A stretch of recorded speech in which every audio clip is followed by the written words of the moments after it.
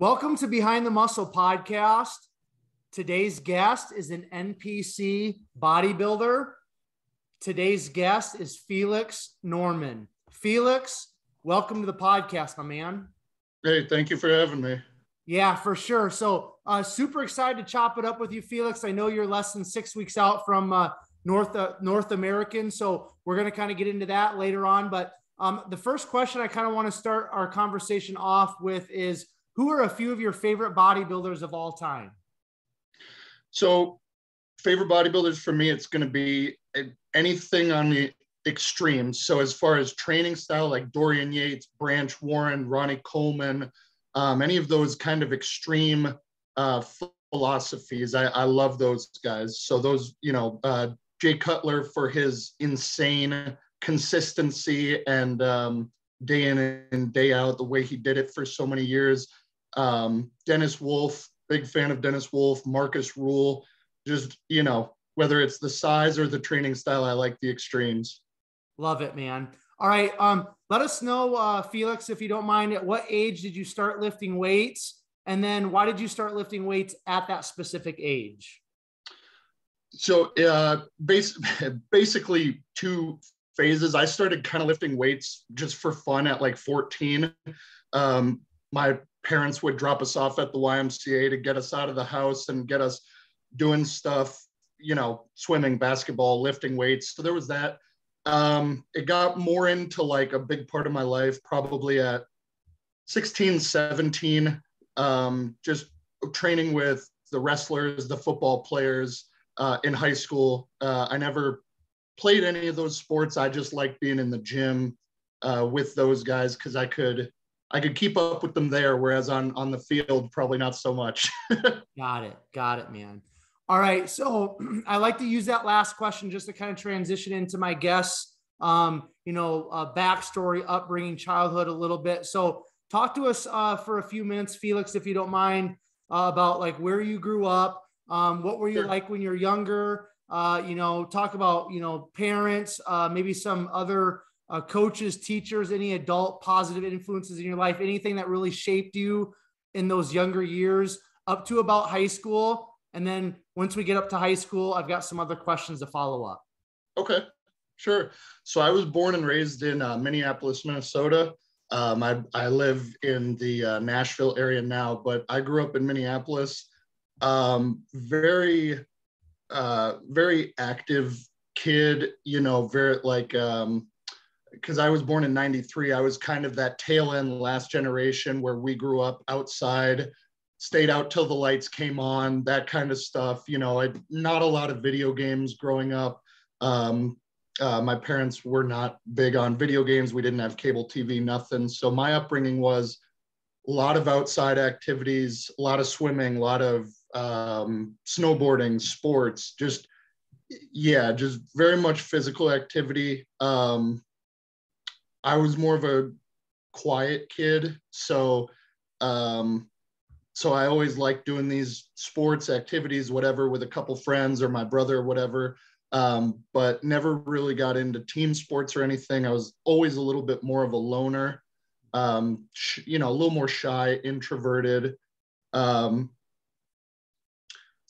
and then my parents, my mom is from Minnesota. My dad is actually a Venezuelan immigrant. So my dad came here from Venezuela when he was 3 or 4 years old, and just wonderful people, incredibly supportive, especially of bodybuilding. They've always pushed me to do as much with it as I can. And they've always kind of insisted that I had potential within the sport. So they've always been a big part of my support system.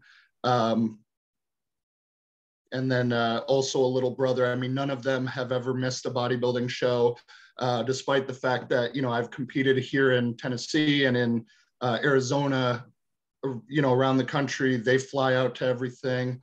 So they've always been very much in my corner. So as far as childhood upbringing, very fortunate, 2-parent household, all the advantages in the world. as far as, you know, a good, healthy, kind of traditional upbringing.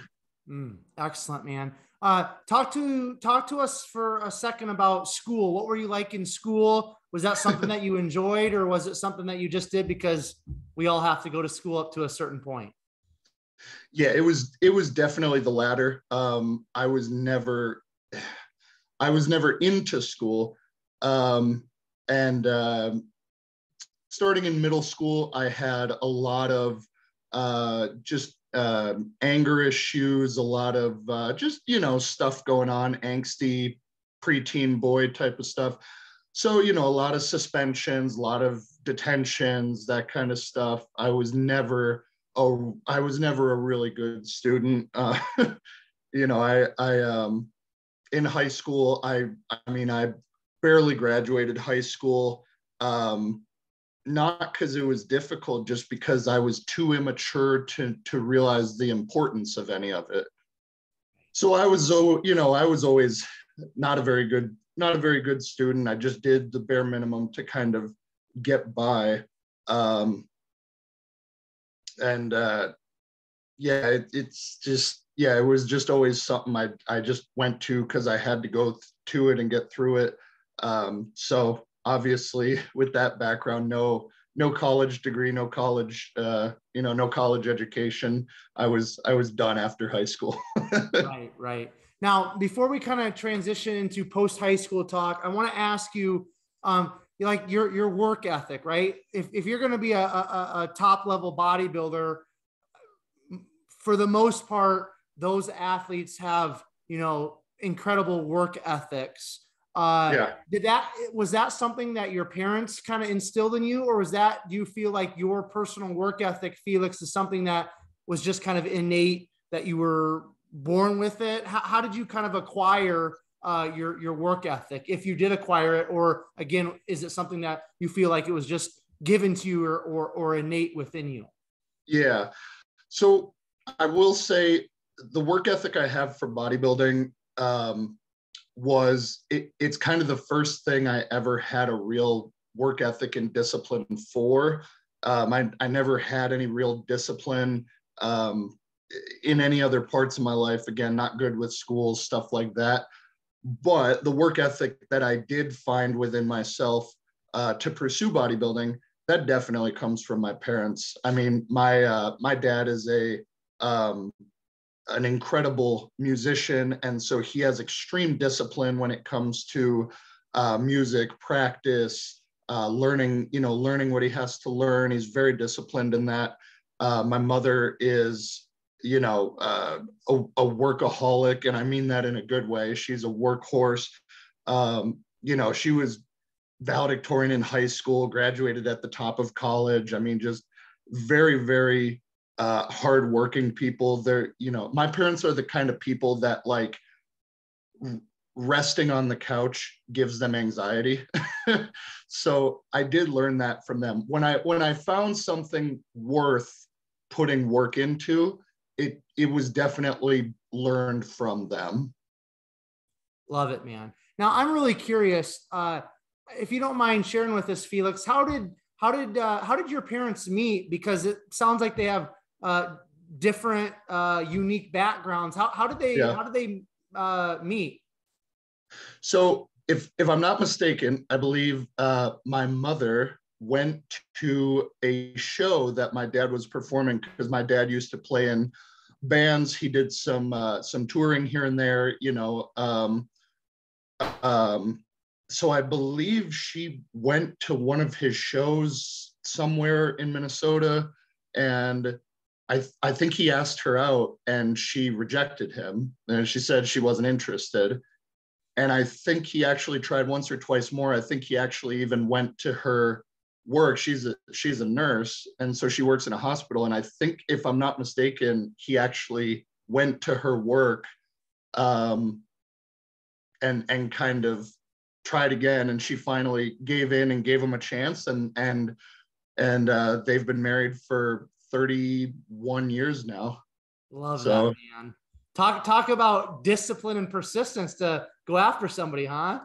Exactly. There it is. Yes. Yeah. Love it, man. Great. All right. So we'll kind of transition into post high school, but I want to ask you, because all of us, or at least most of us, I would say, when we're growing up, we've got some sort of idea, whether it's a realistic idea or not, of what we want to do with our lives when we get older or when we quote unquote grow up, right? Like a lot of people like myself growing up playing sports in Iowa, like you want to be a professional football player, professional athlete, right?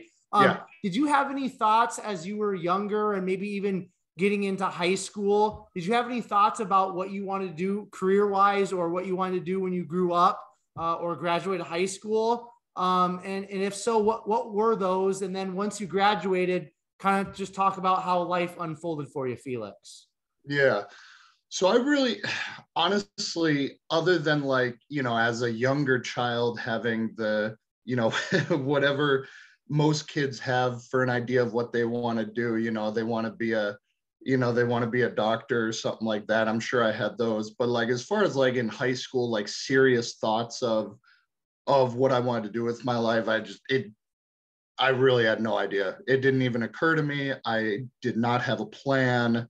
There was no real academic interest in any sort of college degree. So no, I really didn't have any plans. So when I was in high school, I always had jobs. I always had, you know, usually 2 jobs. And so from the time I was 16, I've always worked. And then when I got out of high school, it was just kind of like, okay, well, now I can work more hours.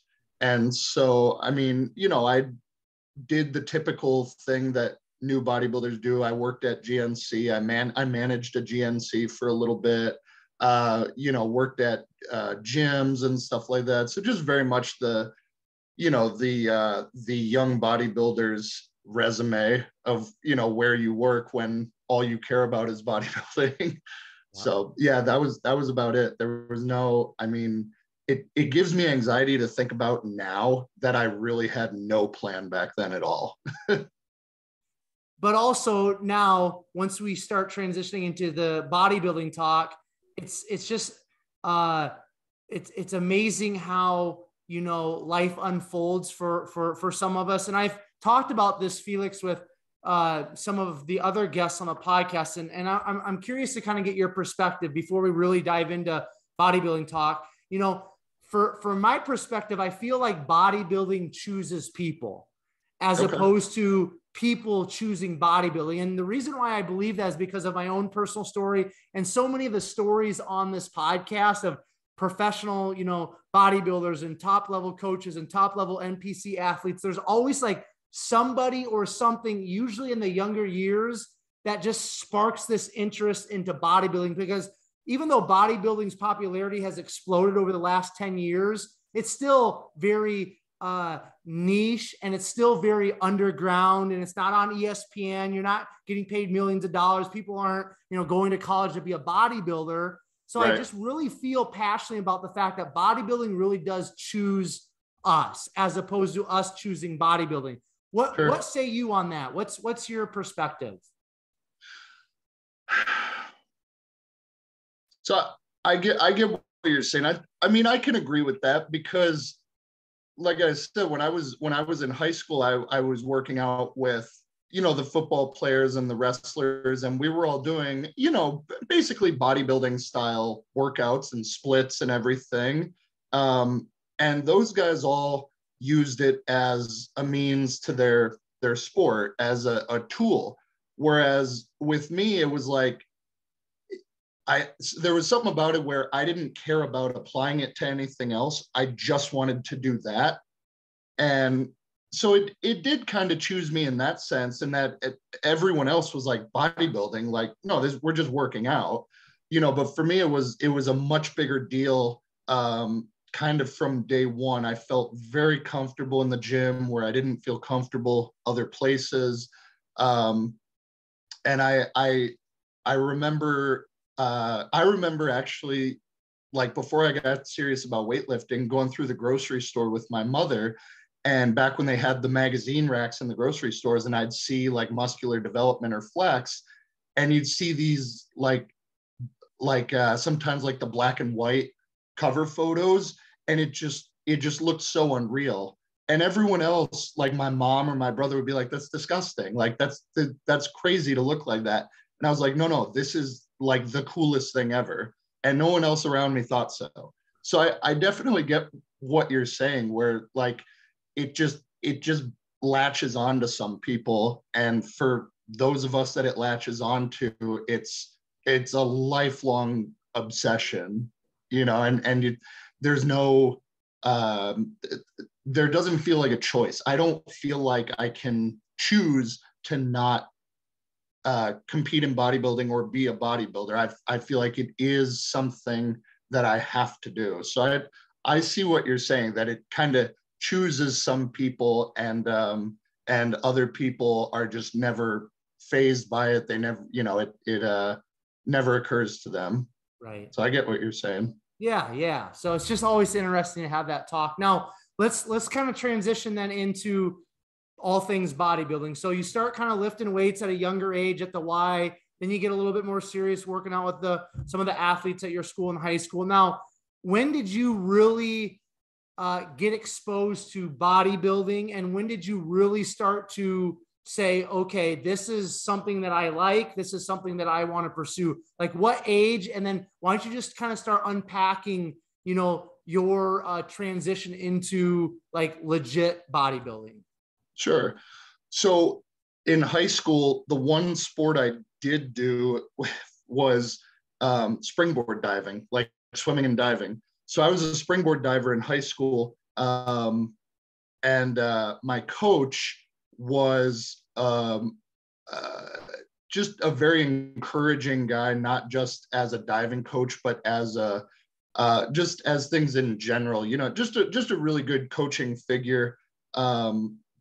You know, filled that role really well inside and outside of diving. So he saw that I was lifting weights, which as a diver, it's not really something like those aren't super compatible. You don't exactly want to build a bunch of extra muscle tissue. But he saw me doing it, and he knew some stuff about it. He had dabbled in it in the past. And so he brought me to diving practice one day. He brought me the Arnold Schwarzenegger bodybuilding encyclopedia, and he gave it to me. And I went home and I read that thing cover to cover. And I'm sure a lot of people listening to this knows that book. It's a literal encyclopedia. It's hundreds of pages. And I read it cover to cover multiple times. I practiced every exercise in it. Like I really, it really latched on to me. So that was kind of what started taking me from like just weightlifting to like actual bodybuilding, and learning about what it was. I was in the gym lifting weights before I knew that bodybuilding was even a thing, really. I wasn't even aware of it. So I got that book, and that kind of transitioned me into like, oh, this isn't just weightlifting. Like this is, you can compete in this. So that was the beginning of it. Fast forward to the following year, I actually got kicked out of my school district. Got in some trouble, and I got kicked out of my school district, which meant kicked out of diving. So that was done my sophomore year of high school. So diving was done, but I kept bodybuilding. I kept weightlifting. I stayed in the weight room. It kind of replaced diving and got much more serious. I spent much more time in the weight room. So that was, you know, sophomore, junior year. Senior year, I got Facebook, and I put a picture or two on Facebook, and a local coach in Minneapolis saw me on Facebook through mutual friends or whatever, and he was like, "Hey, have you ever competed?" And I'm like, "No, but I follow this stuff. I like it. I'd like to compete." And so he was like, "You have genetics. Like you can, you look like you could compete pretty soon." So he kind of started talking to me, and he's like, "Well, come to a local show. Just check it out." So it was it was actually the Mr. Minnesota Natural Bodybuilding Show, which is like one of the largest natural amateur bodybuilding shows in the country. It's gigantic. And so I went to that and I watched the whole prejudging, and I just fell in love with it. You know, it was immediately like, yeah, I want to be up there. Like I can, and it was funny because I immediately knew, like, I had a lot of anxiety back then where, like, oh my God, public speaking would never happen. I was actually excused from having to do group projects in high school because of my anxiety and stuff.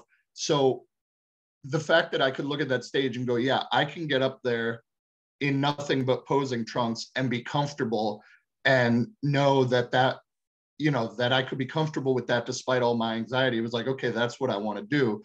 So he was really instrumental in kind of guiding me towards that. He helped me get ready for my first show, which I completely bombed at in the teenage category. I lost horribly to the guy who would end up winning teenage nationals that year. So yeah, so that was rough just to get thrown into the deep end on the first show. But that's kind of where it came from. I had a diving coach, and then I had a local bodybuilding coach, and both were very supportive and encouraging, and just kind of helped guide me towards getting on stage.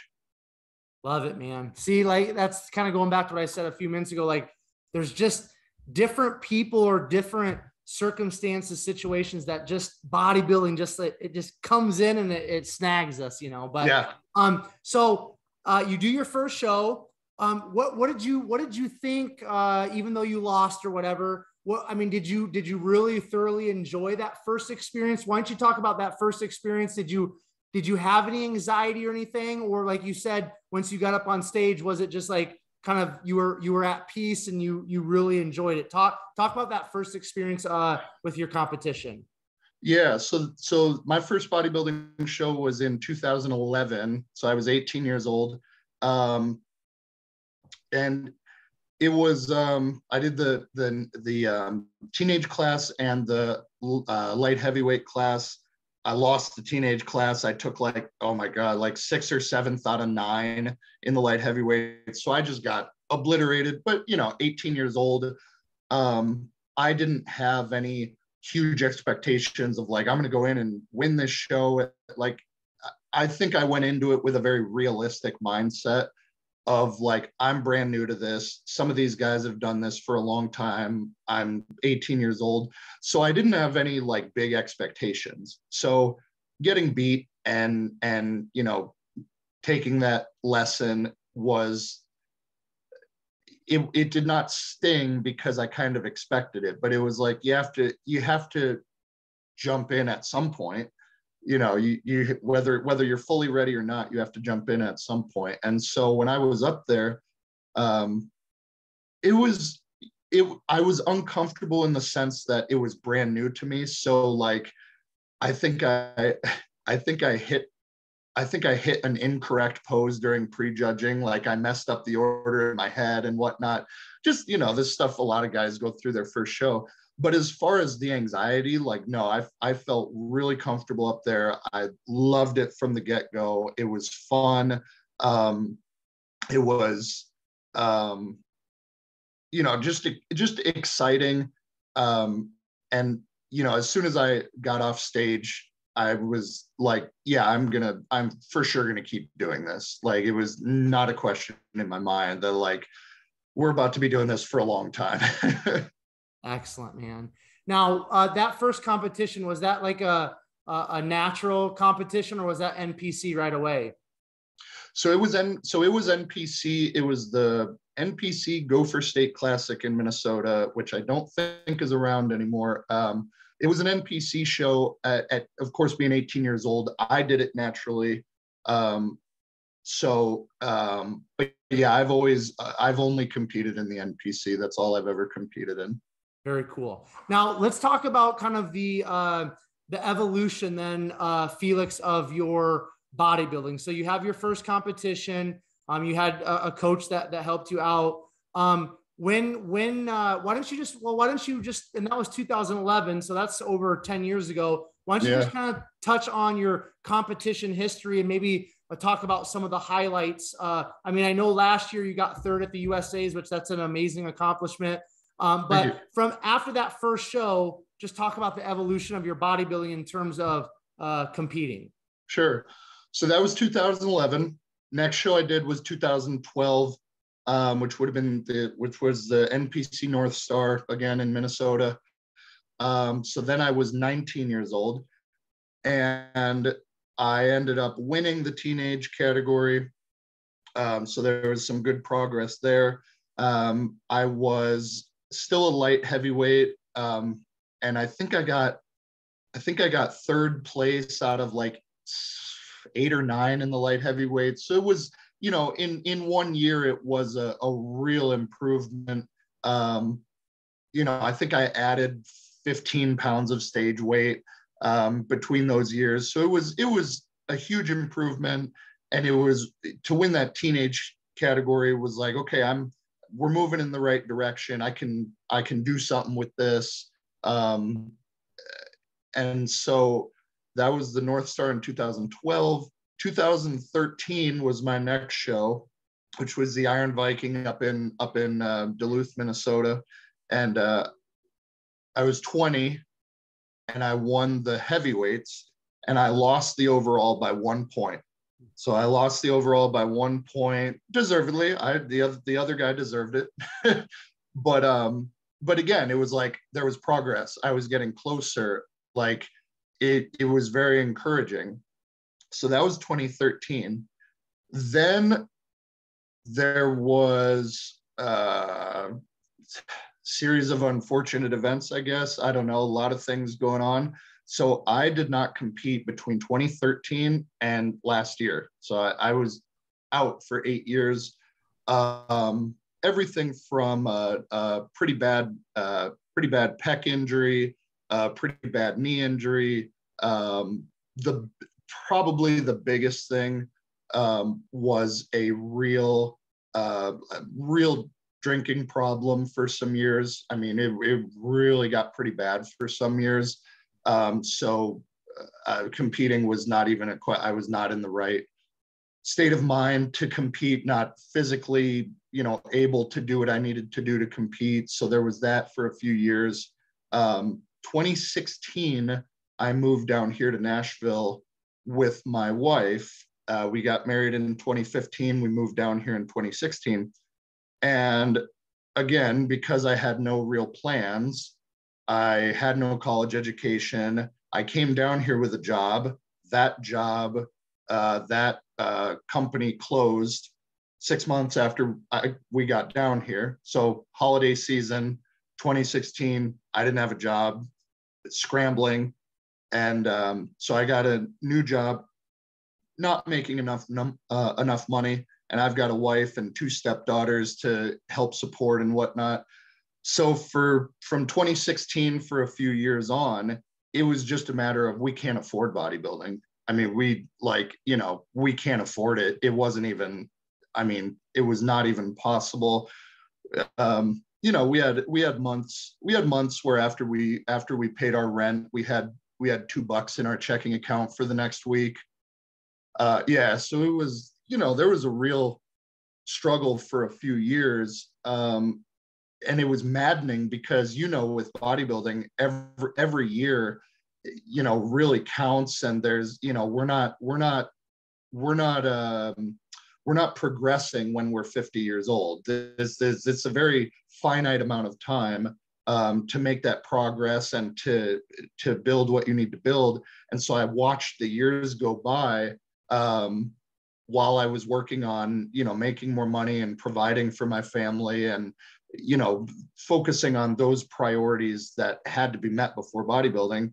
But I kept up with all the pro rankings, all the pro shows. Like I still worked out. I did what I could, you know, put on a little muscle tissue here and there. Yeah, the whole time it was very much like, once I can get back to it, I am going to go so hard on this, and I am going to put everything into it when I can finally get back to it. And so 2020 rolled around, and you know, financially, we had really turned things around. Everything was good. Home life was good. All the priorities were in order. I didn't have any injuries. Everything was healthy. So it was like, okay, 2020, we can do this now. You know, we can finally attack this. And so I started getting ready for a show, and then the COVID lockdowns hit. And so the COVID lockdowns hit in March of 2020. My show was in June or July. No, yeah, July. So they closed all the gyms. So 7 weeks out of my prep, I'm working out with adjustable dumbbells in my living room. Like, that's all I've got, and a couple bands. And I'm trying to prep for a bodybuilding show. And then I'm sure you remember 2020, the bodybuilding shows were getting canceled left and right, postponed. Some of the bodybuilding shows went on, but they had to be masked and socially distanced on stage. And just, it was such a nightmare. And it was up in the air till the very last minute for every show. So at 3 or 4 weeks out, I pulled out because we didn't know if there was going to be a show. We didn't know what the show would look like if it did go on. So I ended up pulling out at like 3 or 4 weeks out in 2020. And of course, I shouldn't have, because the show went on. We live down here in Tennessee, so there were no masks. There was no social distancing. There was, you know, it was a normal show. So I kicked myself for pulling out of that and not doing it. But it was just, there was so much uncertainty, and it was like, you know, it was just too much chaos. So pulled out, went back into another off season. And then 2021 came around. 2021, I did the Battle at the River down here in Chattanooga and won the overall. So that was my first show back in 8 years, won the overall and the super heavyweights. And then the following month went out to USA's and did USA's and got third in the super heavyweights for my first national show. So that's kind of where we're at now. All right. Now that's perfect. Now you just shared, there's a lot right there that I kind of want to just unpack a little bit, because sure. You know who Nate Spear is, correct? I do, yes. Okay, so Nate's an awesome guy. He's been on the podcast I think 3 times. We had a pre-interview leading into nationals in December, post-interview after he got his IFBB Pro Card, and he's kind of been on here and just sharing his story like you are right now, right? Sure. And I don't know how much you know about Nate's story, but like he was a drug addict. Really? I didn't know that. Yeah, if you have a chance, go to our interview on YouTube. I mean, it's mind blowing. Like, he was like legit drug addict, like just in rehabs, really? And just like, I mean, completely just like trashed out. And then, you know, he started lifting weights, I think, at one of his halfway houses or something. And then kind of the rest is history, but it's just a powerful story, right? Yeah. So I'm bringing Nate up because you said that you struggled with a pretty serious alcohol problem for a number of years. Yeah. And I just want to ask you, Felix, like, you have some early success within bodybuilding when you're a teenager in your early 20s, and I think you kind of found something at that age that's like, man, like, I'm not really interested in all this, but I love this bodybuilding thing. And then however you kind of get into the alcohol thing, like, was bodybuilding always in the back of your mind when you were struggling with alcohol, when you only had $2 to your name, like during all of this adversity and struggle, was bodybuilding always back there in the back of your mind? Were you kind of always thinking about, man, like, how can I get back to that point, or not? Yeah, no, it was absolutely that way. And I was trying to kind of live both worlds. So I would, you know, drink really, really heavily every night. And in a very, just a very problematic way, where it wasn't social drinking. It was like, you know, it was like drink myself to sleep in my basement every night. So it was that kind of problem. But then I would wake up in the morning and I would, have a meal, try to rehydrate, try to get my head on straight, and I'd go to the gym hungover. And nothing was getting accomplished. I mean, I was too unhealthy. There was no way I was going to, put on any muscle tissue under those circumstances. But I was still, crazy enough about bodybuilding where it was like, okay, I'm still going to at least go to the gym. Like, I still at least have to do that. So it was a weird struggle in my mind of obviously wanting the alcohol and having the problem with the drinking, but also really wanting bodybuilding. So I was like, I was trying to do both. It was not very successful during that time, but yeah, it's it's what pulled me out of drinking too. Other than, my wife and having a family, you kind of gotta, get your life together. So there was that, but it was also bodybuilding. It was like, I know I can't be a good bodybuilder if I'm drinking every night. It is so counterproductive towards bodybuilding in just every way.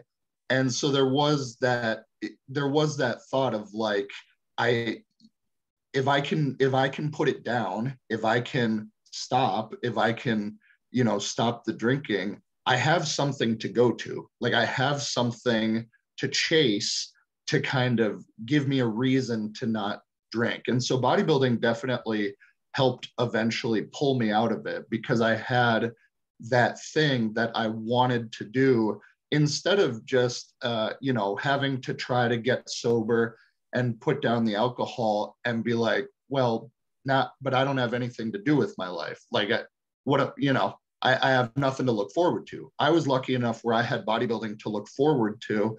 And so it kind of eventually helped pull me out. And then, as far as the financial stuff, I always told my wife, when we're good, when we're secure and those priorities are in order and, we're more comfortable and everything, I always said, I'm going to go after this. We're going to go after this. I'm going to give it everything I have. I'm going to make up for the lost time.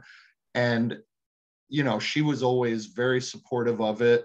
Probably a little skeptical when I would say that, because it did not look like I would ever be able to kind of lock in mentally in that way. Because, having issues with, again, the drinking and other stuff, just, I'm sure there was some skepticism about being able to get on that horse, but yeah, once we were good, it was like full steam ahead, and she was extremely supportive through it. And so, yeah, bodybuilding was always like that thing that kept me going, that I had to get back to, that I had to do better to be able to go after what I wanted to go after. So it's definitely saved me in a lot of ways. That's powerful. Now that you're kind of on the other side of some of those struggles, referring specifically to the alcohol, have you had time to kind of process, or do you know why alcohol kind of became such a battle for you? Like, why did you really go to the bottle when you had so much promise or interest within bodybuilding? And then how did you kind of end that drinking struggle? Was it just cold turkey? Was it rehab? How did you kind of break that? So, I got to be honest. I've always thought about it, and I really don't know why I was so drawn to it and why it became such a problem. Because I don't have any of the maybe more typical reasons why you would turn to that. Like, I had a really good upbringing. I had great parents. I had good people around me. I never saw any of that kind of stuff in our house. And no traumatic experiences. So I really don't know, other than just the simple fact that there was comfort in the numbness of it. And so maybe it's just, it was just easier to kind of go through life day to day, just kind of being numb and, seeing like, not, having a dead end job, not having a college education, not having a real plan, it can give you some real anxiety and some internal panic, and alcohol probably helped shut that off in a very unhealthy way, where it was like, if I was drinking, it was like, yeah, it's fine. I'll figure it out tomorrow. We're good for tonight, So that's where that if I had any answer, that's probably the best answer I've got. As far as how I got away from it, my wife and I got married in 2015. I was living in Minnesota. She was actually living in New Hampshire. So we were half a country apart, got married. June of 2016, so 6-7 months later, we decided to move to Tennessee together, just because we both wanted a fresh start in a new place. Neither of us wanted to stay where we were. So it was basically just like, I had a real drinking problem and really drank pretty much until the day we moved. And then when we moved and came down here, I had stepdaughters, and it was like, I can't behave like this, and they can't watch me drink myself to sleep every night on the couch. So I just kind of had to cold turkey grow up overnight, literally.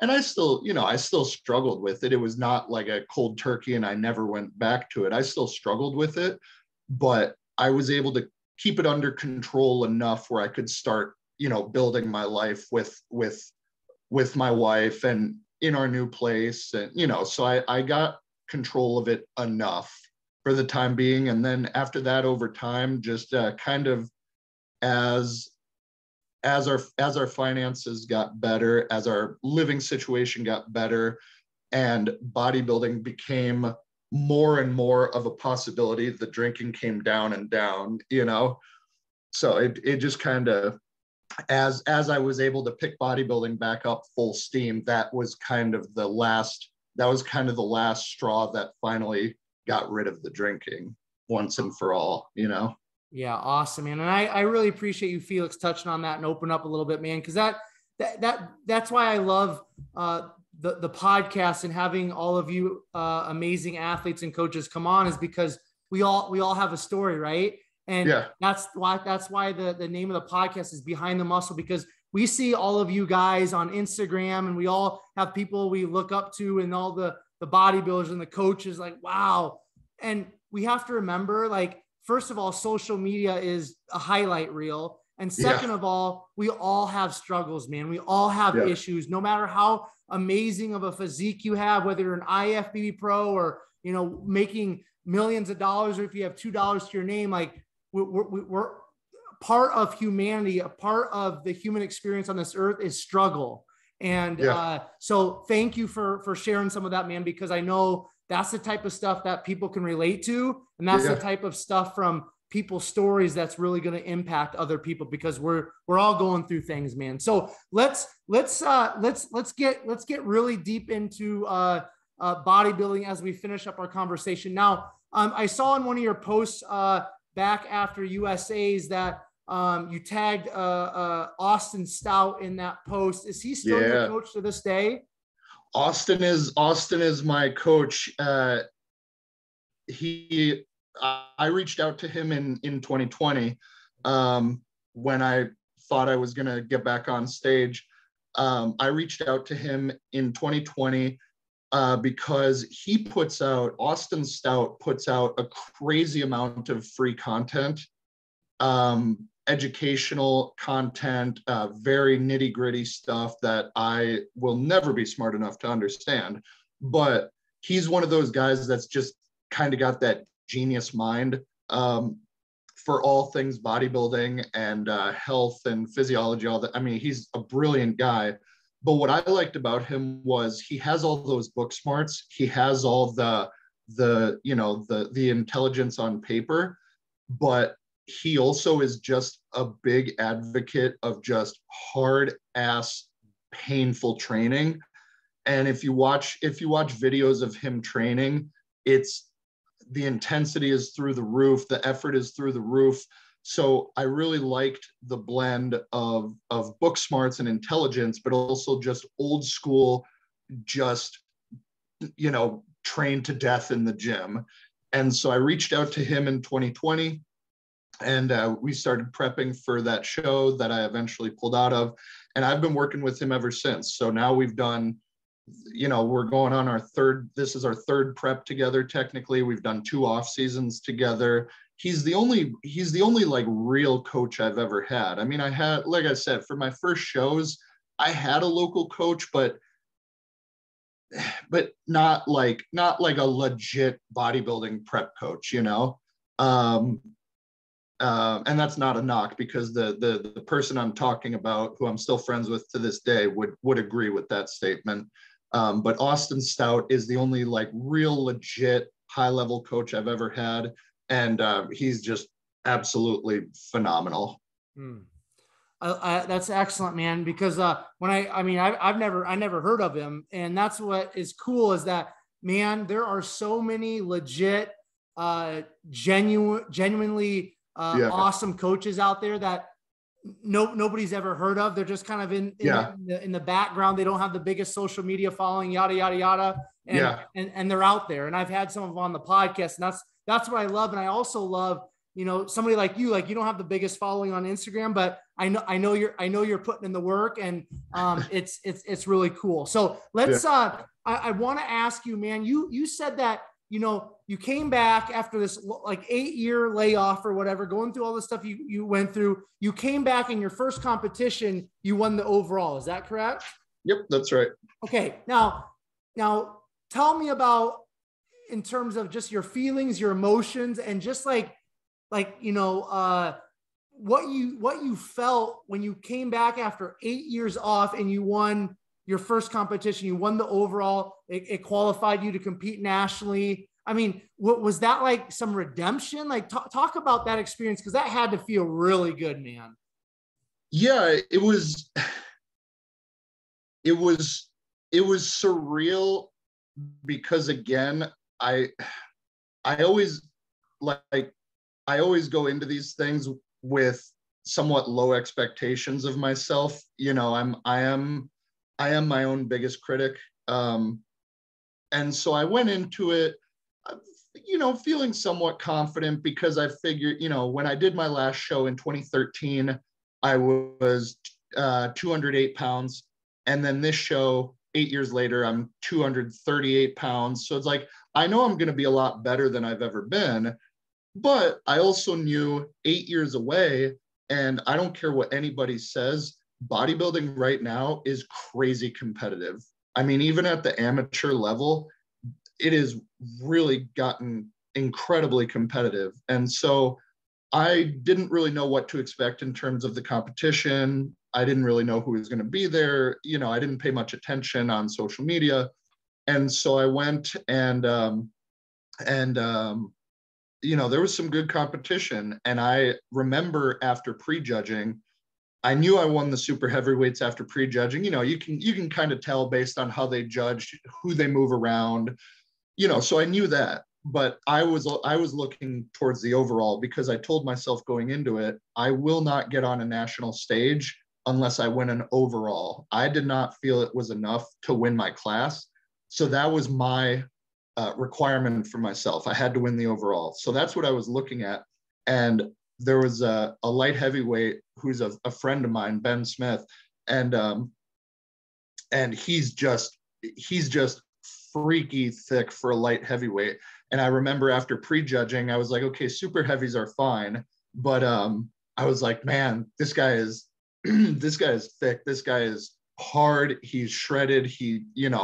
And I've been out of this for so long. I don't know how I looked on stage as far as like posing and presentation. Because it actually didn't feel exactly like riding a bike. Like, it actually kind of felt like I was up there for the first time again, because it had been so long. So I didn't know like how well I presented and all of that. But the night show happens. We do the overall. I end up winning the overall. And I do remember that feeling of being announced for the overall winner. And redemption is a good word, because it was like this thing that I've been thinking about every day for 8 years. It was not, what am I trying to say? It was not for nothing. It was, it was something where for 8 years I thought, I can do this, I can make something of this, I can get somewhere with this. And so it was that redemption of like, okay, yes, let's do this. Let's go full speed ahead.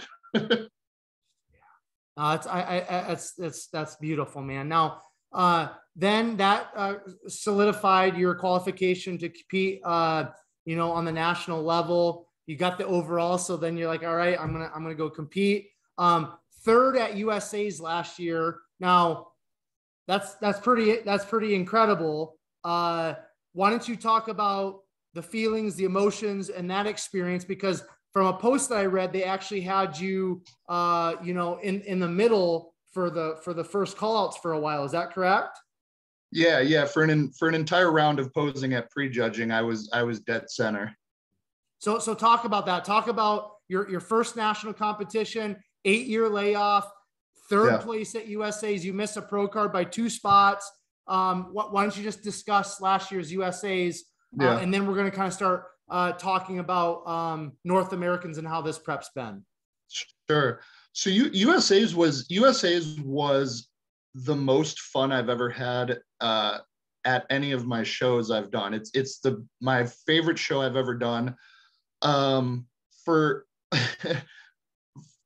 Honestly, for the biggest reason that it was my first national show, and it was after an 8-year layoff. And so unlike the qualifier, where it was a lot of pressure of like, if I don't win the overall, number one, I'm not going to do this national show, and that's going to be it, at least for the year. But number two, it was like, if I can't win the overall after being gone for 8 years and being, 30 pounds heavier than I was at my last show, what am I really doing here? So that was a lot of pressure. USA's, it was my first national show.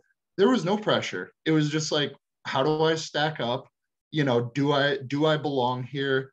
What does a national lineup look like? And so I didn't have any expectations like, oh, I better win this. I better, if I don't win this, what am I going to do next? I just got to go there and experience it as like, just to be there was an accomplishment in itself. And I wasn't putting any pressure on myself to, place a certain place or, get a pro card my first time out. I just wanted to see how I stacked up. And so there was no pressure. It was a lot of fun. And then Prejudging, we go out and they do a round of posing with me. I don't know, wherever we just got called out to start the judging. And then I believe they moved someone else to the middle, and we went through a round, and then they moved me to the middle. And for as long as I live, I will never forget that feeling of my first national show being switched into the middle and hearing my coach, Austin was there, and my family and everyone just lose it in the audience. I could actually hear them specifically.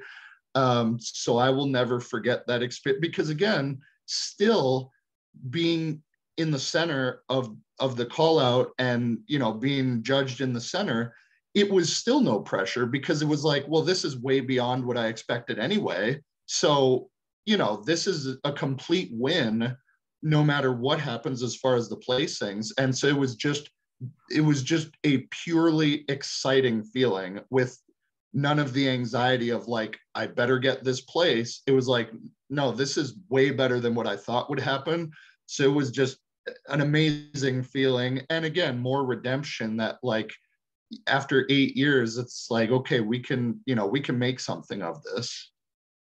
For sure. Now, let's chat just quickly about North Americans. You're less than 6 weeks out. What went into you and Austin's determining that you were going to not do USAs this year, but you were in fact going to go to North Americans. What was kind of behind that decision? So that was kind of my own timeline. I wanted to have as long of an off season as I could without skipping a year of competing. So I knew I wanted to do, compete in 2022. And the original plan was to do nationals 2022. So wait till the end of this year, get a full year off season at least, and then prep for nationals. But we got around to, February, March, kind of that time where if we are going to do North Americans, we better pull the trigger. And, honestly, I had made so much progress in a relatively short amount of time, and my body felt good. Everything was clicking. Everything was firing on all cylinders. I had, just amazing progress in the gym, and everything was going so smoothly. I was just like, let's just do this now. So USA's was a little too soon. By the time we made that decision, it would have been cutting it a little too close. So North Americans was just kind of the perfect timeline. So that's basically it. I just felt, and maybe I'll end up being wrong, but I felt like I was ready to start prepping earlier than we had thought. So what do you contribute or attribute so much of your progress to, in terms of when you stepped off stage last year at USA's up to where you're at to this point, when you're like, man, like I've made so much progress, like let's not wait till the end of the year and compete at nationals. Let's get this going and jump into North Americans. Like, what do you attribute your progress to? I mean, is it just being all business, all dialed in? I mean, more food, more intensity with the training. What do you think? Yeah. So the big thing is, this has been the first off season where I basically treated it like prep, where we had a 9-month off season. I didn't miss a meal. I didn't miss a training session. I didn't miss an hour of sleep. Like it was by far the most consistent I've ever been. And so just having that consistency, we were really able to make a lot of progress. We also, Austin helped me kind of work on my digestion. I had some digestion issues that were pretty serious in 2021 that I had to fight through during my preps. And so after USA's, we got real serious about improving my digestion and just kind of internal health and all of that.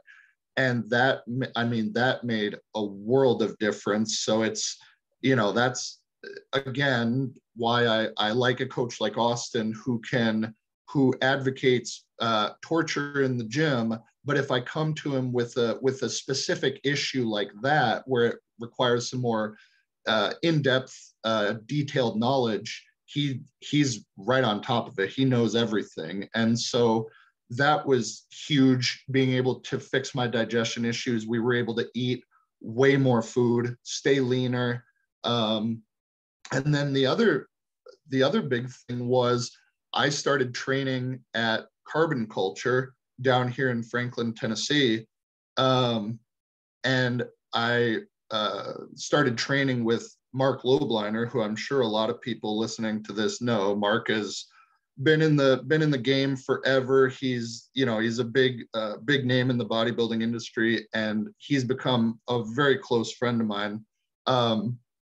And so we were training partners for a good portion of my off season, and the training we had was just crazy. It was, incredibly intense and just the best training I've ever had. So it was, between the consistency, the coaching, fixing the little health issues, the training partners, we just really locked everything in. And I was, lucky enough to be surrounded by really supportive people that have really helped push me day in and day out.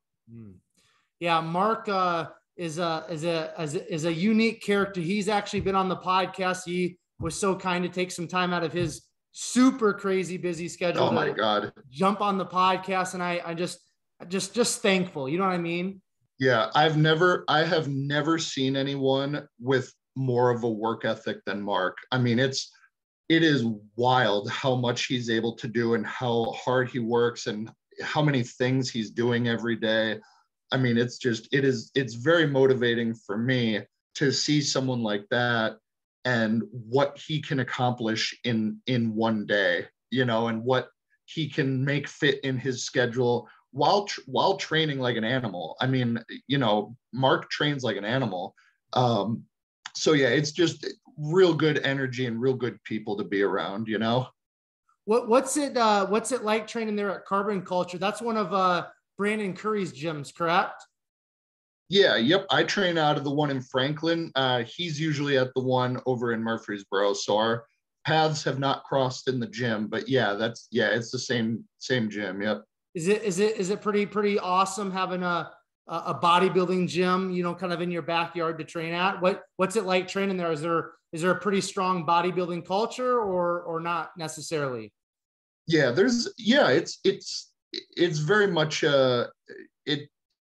it's very much a competitor's gym.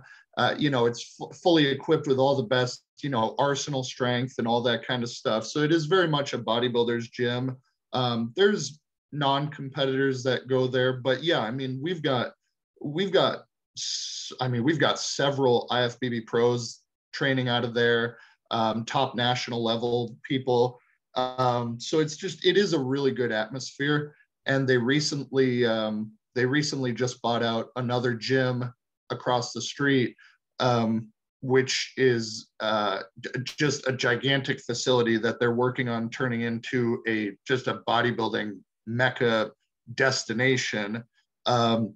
So I'll be able to train out of there too. So yeah, it's great to have a gym like that is so just built for what I'm doing. You know, it's just, yeah, I started training there in November and it's been a complete game changer. I love it there.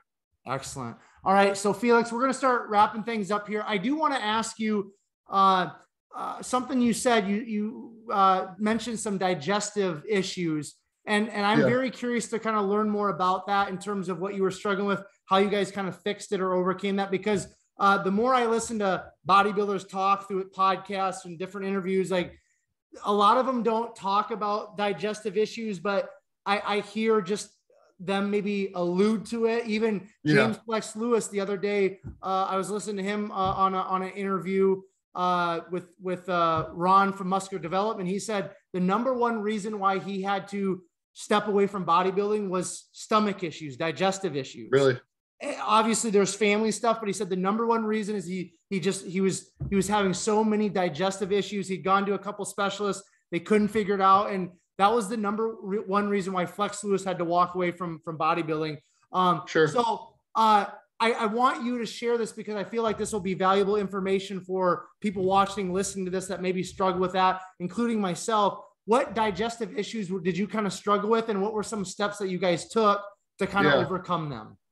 So I actually probably glazed over it a little bit. So after 2021, after USA's, I knew I had to go see a doctor. There were some real issues going on. And so I actually got diagnosed with ulcerative colitis.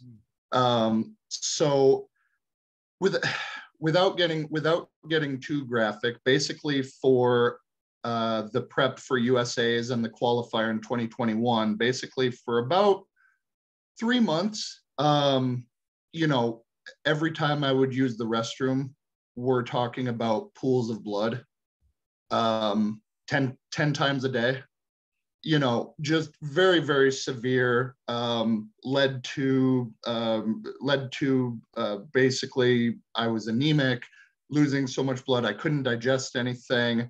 My body wasn't absorbing any food or anything, which is why if you go back and look at my stage pictures at USA's, I'm really flat. Like I look almost stringy in some of my poses, despite the fact that I was 238 on stage, because I just could not, I could not hold food. We couldn't get the glycogen loaded. We couldn't fill out because my body was just absorbing nothing. And I was just dealing with this issue, which I will say, and I will admit, I hid from everyone. I did not tell anyone, because if I had told Austin, he would have immediately told me to pull out. What are you doing? Like, you know, and so I had to tell him after the show, like, hey, I'm sorry I hid this from you. I didn't want to pull out. And I knew you would have told me to, because you're a good, responsible coach. And so immediately, any issues we had for that prep, he, you know, it's like, oh, well, that makes sense. You know, if you had told me that, you know, so I was dealing with that. So after USA's, I immediately went and saw a doctor, saw a gastroenterologist, got a colonoscopy, all that stuff, and got diagnosed with ulcerative colitis. And then went on medication for it. Again, worked with Austin, who had me taking probably half a dozen different digestion supplements, everything from Rejuvenzyme to Pepsin to just various other things that, again, I'm not smart enough to know what they are. So we did that. I attacked it, you know, with doctors and also with my coach, prescription meds, over-the-counter digestive supplements, different food choices, you know, different food choices, way cleaner eating through the off season, you know, cutting out most dairy and stuff like that, and just really optimizing everything. And so we addressed the issue throughout the off season, and it continued to just get better and better, to the point where now I don't have any symptoms. I don't have any issues. I'm 100% good to go. You know, I'm back to having the iron stomach that I used to have. So again, another reason why this off season has gone so well is because I'm actually healthy now. Right. Awesome. All right, man. I appreciate you touching on that, because I just know that us bodybuilders are a unique breed, and I'm sure there's probably other people out there that are going through some of that, and so it's always good to touch on that stuff. All right. So finishing up, what is your personal goal as you step on the 2022 North American stage? What are you going to North Americans to accomplish? So this year feels like much more pressure than last year, because this year my expectations is to win North Americans. That's my expectation of myself. That's the goal I've set for myself. That's what I think I am capable of doing. So we're going for the whole thing this year. I like North Americans because technically it's the hardest show to get a pro card at for men's bodybuilding, because it's only the top 4 in the overall. It's not even class winners. You have to get top 4 in the overall. Whereas USA's is every class, nationals is, you know, top 2 in every class. So I like North Americans because it's technically, you know, the fewest pro cards given. So that's my goal, is win the whole damn thing. Amen, man. I love that attitude. Now, pressure, that's something that you've brought that up several times. You talked about struggling with anxiety in the past, and we've talked about some of your other struggles that you've had. How, as somebody, you know, that's older, somebody that's more mature, somebody that's had some bodybuilding success just recently, how are you, or how do you handle pressure differently now today than you maybe would have in the past, if you do? For me, I have been able to learn that, I mean, specifically when it comes to bodybuilding, but I guess in general, pressure is it's a privilege of sorts. If, you know, the only reason I have any pressure or feel any pressure is because there is the potential there to meet those expectations. You know, if I didn't, if it were unrealistic, if no one expected anything of me, then there would be no pressure. There's pressure because there's expectations, and there's expectations because people believe in me, and I have a certain amount of belief in myself that I did not used to have, especially, you know, back 8 years ago when I was going through those things. So I'm able to handle pressure better because I'm lucky to feel it. I'm lucky to feel that pressure. If that pressure feels much better than what I used to feel, watching everyone compete, knowing that I was going to have to go another year not competing, another year where I, you know, could barely afford the chicken in my fridge, you know. So I try to be thankful of it and try to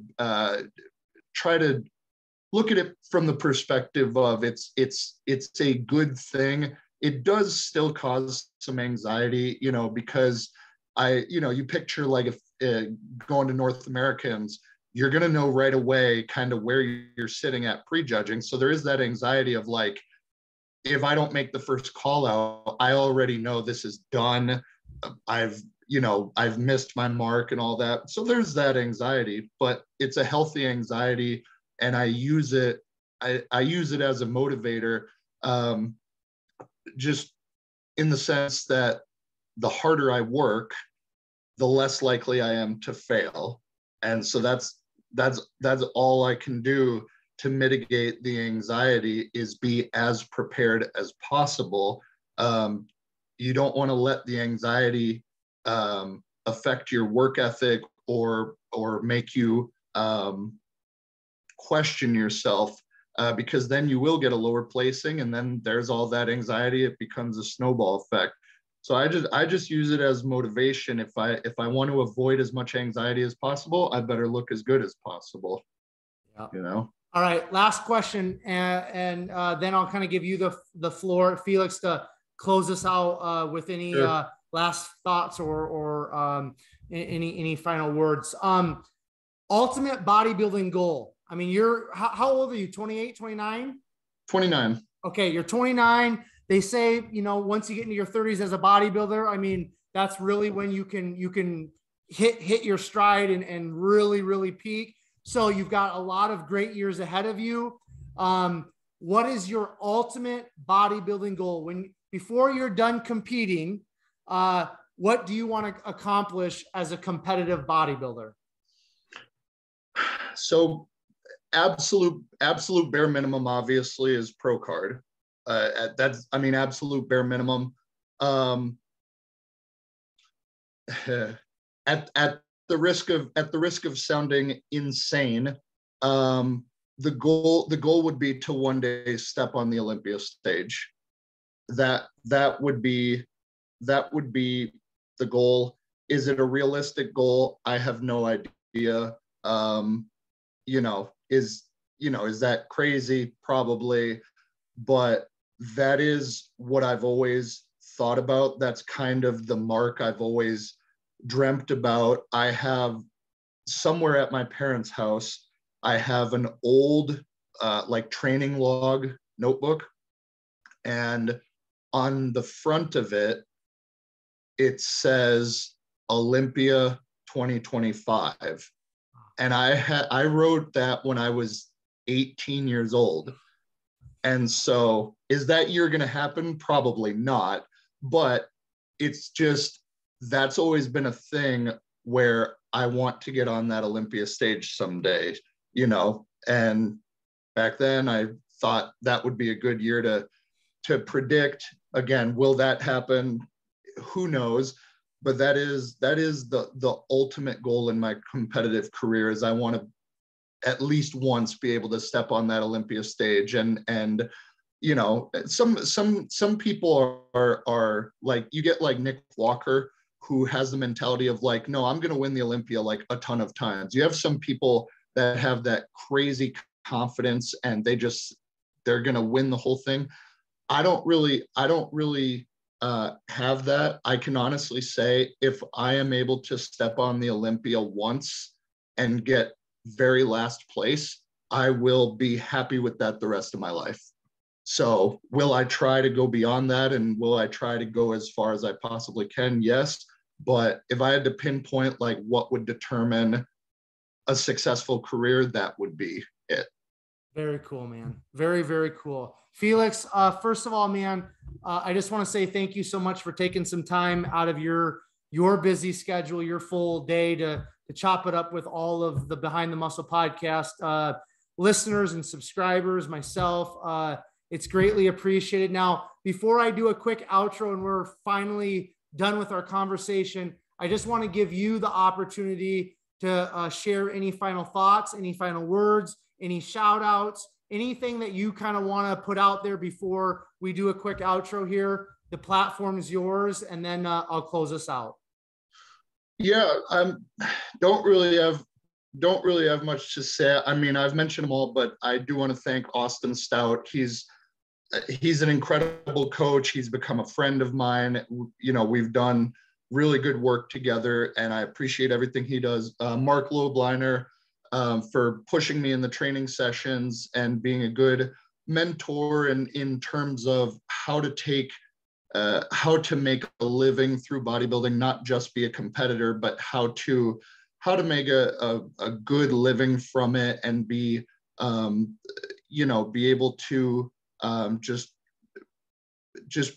make money from bodybuilding, from the industry. He's really shown me a lot of things, and I appreciate his friendship and all of that. My wife, CJ, she has been behind me doing this now for a couple years since we got serious with it. And she's always, no expenses too much. No, there is nothing she won't do to help make this a reality. So that, that means the world to me. She's been insanely supportive while I pursue this extremely selfish thing, which is at the end of the day what it is. But that's about it. I mean, Carbon Culture, my other gym that I go to, Iron House Strength and Conditioning, the owner, Jeff Black, he's always been really helpful and encouraging. So I'm just very grateful to have so many people around me who understand how important this is to me and have really sacrificed and gone above and beyond to help make this a reality for me. Well said, man. And once again, Felix, thank you so much, my man, for coming on and sharing your story. Okay. All right. Thank you. I appreciate it for having me on. Yep. You're very welcome. All of you who are tuning in to another episode of Behind the Muscle podcast, thank you so very much. If it wasn't for you, the podcast wouldn't exist. Quickly, as we wrap up our awesome conversation today with Felix, 2 favors I would ask of you if you haven't done so already. Make sure you hit that subscribe button on YouTube. Very important, because I release all of these episodes first on YouTube, and then I'll distribute them to iTunes, Castbox, and the other major podcast platforms where you can find Behind the Muscle, listen to it. Also, take this episode of Felix, share it on your Instagram stories. Make sure you tag Felix, tag Behind the Muscle, so that we know you listened specifically to this episode and found great value in it, in which I know you did. And then finally, I will leave you all with this. Remember, behind the muscle, there's always a story. We'll catch you guys later.